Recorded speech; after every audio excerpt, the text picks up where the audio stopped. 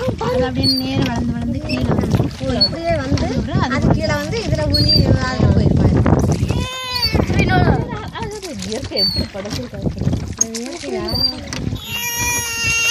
என்னாச்சும் சொல்லுங்க வருங்க அந்த வந்துடும்.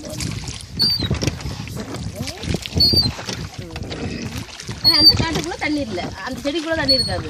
ஆமாம் அது உள்ள தண்ணி அதுக்கு அந்த பக்கம் அந்த மீனை பாரு, ஏகப்பட்ட மீன் இருக்கு அந்த சைடில். அங்கே வருது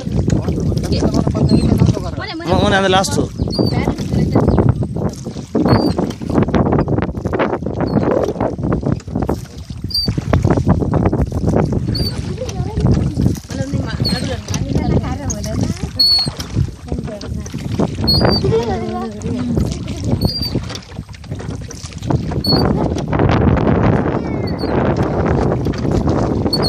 மிஷின் போட்டில் கூட நல்லா குதிக்கும்.